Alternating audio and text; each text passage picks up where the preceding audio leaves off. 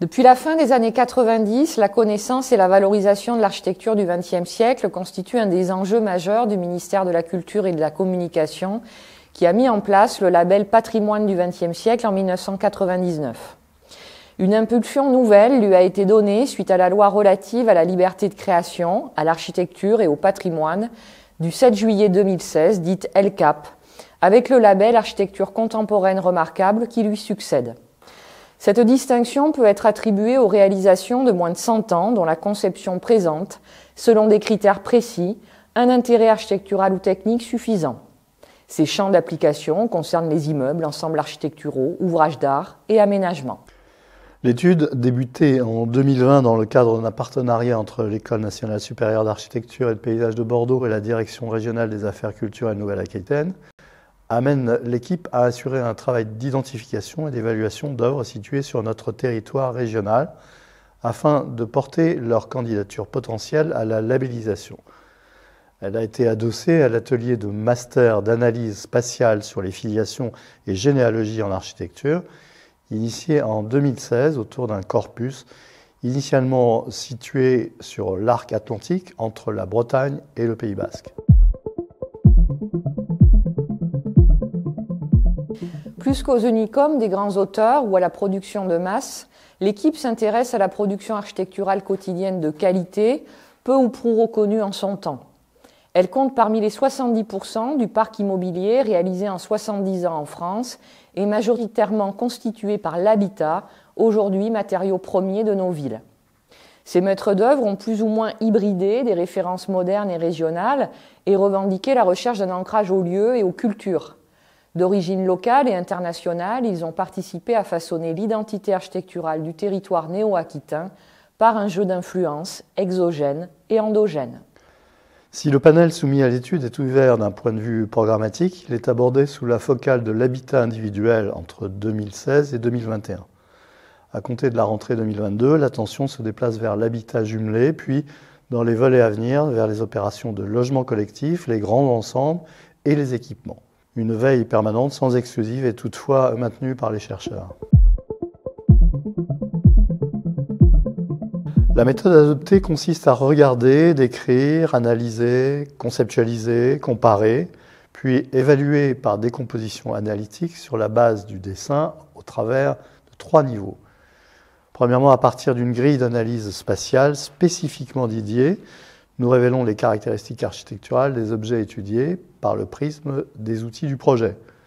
En plan, nous nous intéressons entre autres aux circulations, hiérarchie, distribution. En coupe, aux dispositifs lumineux, relations interniveaux, vues. En façade, à la composition, au rythme, à la géométrie, la matérialité, l'architectonique et la tectonique.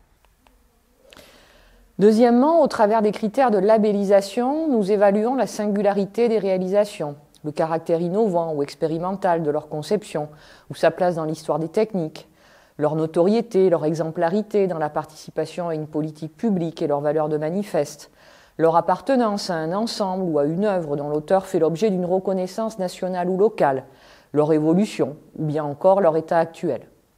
Troisièmement, nous cherchons également à faire émerger une généalogie architecturale, une filiation des principes idéologiques et spatiaux mis en œuvre par les architectes, à envisager comment les dispositifs spatiaux et les procédés de construction se diffusent sur la scène internationale et régionale en développant des similitudes ou des particularités spatiales, à mettre en résonance des concepts plus ou moins éloignés dans le temps pour comprendre l'origine des idées nouvelles ou encore à comprendre comment une expression régionale mêle des sources génériques et globales à des références spécifiques et locales.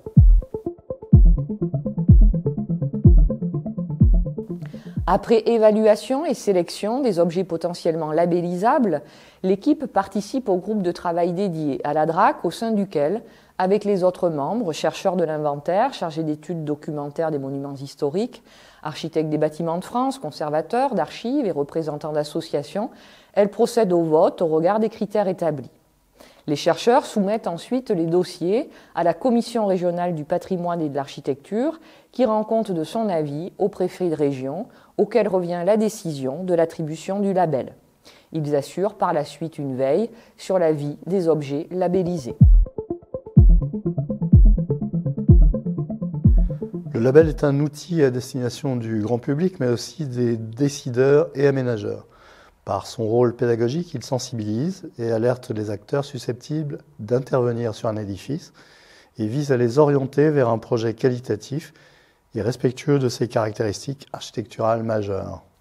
La connaissance et l'appréciation dégagée, croisées à notre expérience dans le domaine de la médiation de l'architecture, nous mettent en mesure d'éveiller habitants, syndics et élus, aux parties et éléments intangibles des objets labellisés et à celles susceptibles de supporter des modifications. Le savoir produit grâce à cette recherche se voit valorisé au travers de 4 axes. Les communications dans le cadre de colloques nationaux et internationaux sur le thème du patrimoine culturel du XXe siècle, des articles et ouvrages scientifiques. Des enseignements à l'ENSAP, faisant apparaître la matière théorique comme vivante par rapport aux productions architecturales, en situant et mettant en lien l'architecture contemporaine remarquable avec les questions théoriques qu'elle contient. Des sessions de formation continue dites tout au long de la vie, organisées en partenariat avec l'Université de Bordeaux, auprès des acteurs de l'aménagement qui s'inscrivent dans une perspective d'actualisation et d'approfondissement de leurs compétences. Des actions de médiation grand public, adossées à l'atelier de médiation de master, afin de développer une culture architecturale commune, propre à l'architecture du XXe siècle. Par la transmission culturelle, nous rendons vivant ce programme de recherche en l'inscrivant dans un continuum qui articule production de connaissances, sensibilisation, formation initiale et professionnelle au service du projet sur l'existant.